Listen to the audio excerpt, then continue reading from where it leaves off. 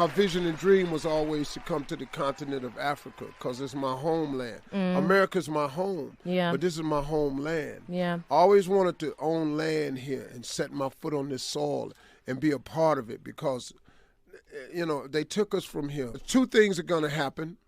We're going to create approximately 350 to 400 jobs.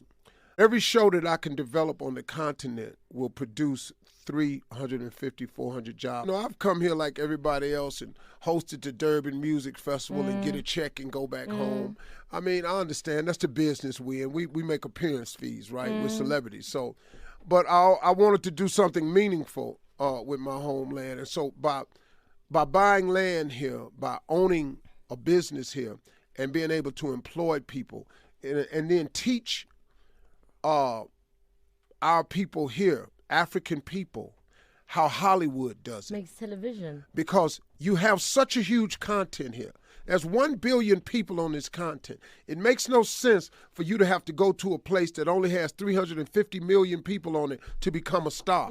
It don't make no sense. Things change. Here's the deal. If you keep doing what you've been doing, you're going to keep getting what you've been getting. So you have to change what you're doing. Celebrities are big. You know, musicians are big over here. Athletics is big over here. We just put our foot down. We got sick and tired of being sick and tired, and we put our foot down. And we said, no. If you want us, this is what it costs, and we band together. Look, you can't get ownership unless you decide I'm not doing it unless I'm a piece of it. You can start the revolution at the top. You have enough activist-minded young people on this continent where you can rally. You all put your foot down. You can make change. How can it not be possible? You know, Martin Luther King said a person can't ride your back unless you bend over. We just got to stop the bending over. You understand?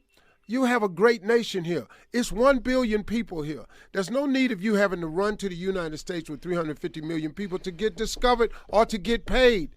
This is one of the richest continents in the world. This is why it's so important to bridge the gap between Africans and African Americans. It's critical because there are things that you all know. Because look, you know where your grandfather lived. I don't. See, my father's father, my grandfather was a slave.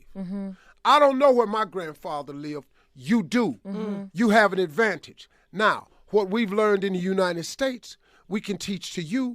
What you know about here, you can teach to us. That gap has to be bridged and that sharing of information. But now listen to me. You're the new generation. Y'all got to stop saying what y'all can't do. Now, remember this. Negative people always find a problem with your solution. Every time you come up with a solution, they got a reason why it can't work. Now, we sitting here. You all have the power to change things. You really do. Y'all got microphones. Y'all got listeners. You got audience.